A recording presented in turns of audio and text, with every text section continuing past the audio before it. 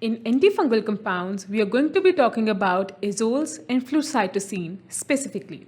Firstly, talking about azoles. Azoles are synthetic antifungals with broad spectrum fungistatic activity against yeasts and fungi. Fungistatic means inhibition of fungi growth without destroying them.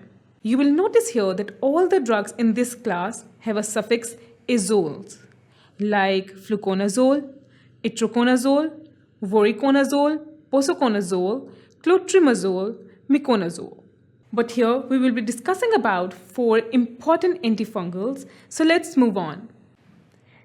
Azoles antifungals work by inhibiting the cytochrome P450 dependent enzyme and sterol 14 alpha demethylase, which converts lanosterol to ergosterol.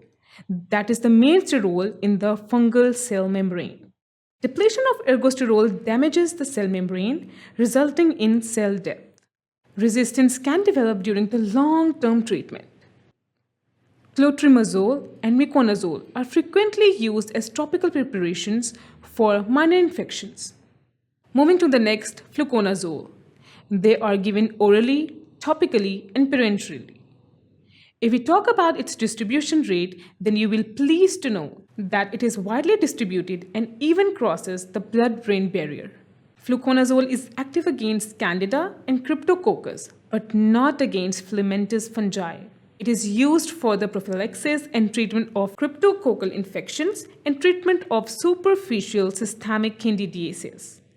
It is well tolerated by the body but may cause liver enzyme abnormalities and has significant drug interactions, increasing the serum concentration of phenytoin, cyclosporin, and oral hypoglycemic agents, as well as reduce the rate of warfarin metabolism. Next is itraconazole.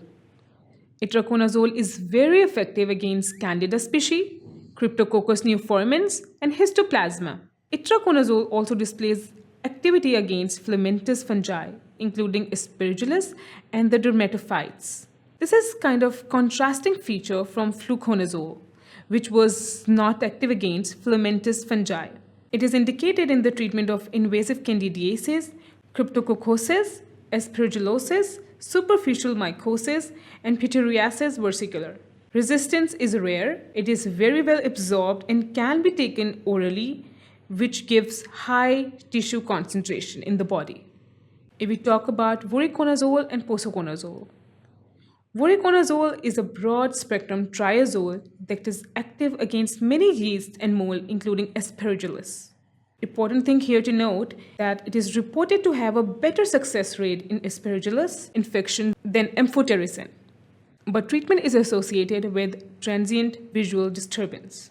Posaconazole has a wider spectrum of activity, but agents are in development. Lastly, we have flucytosine.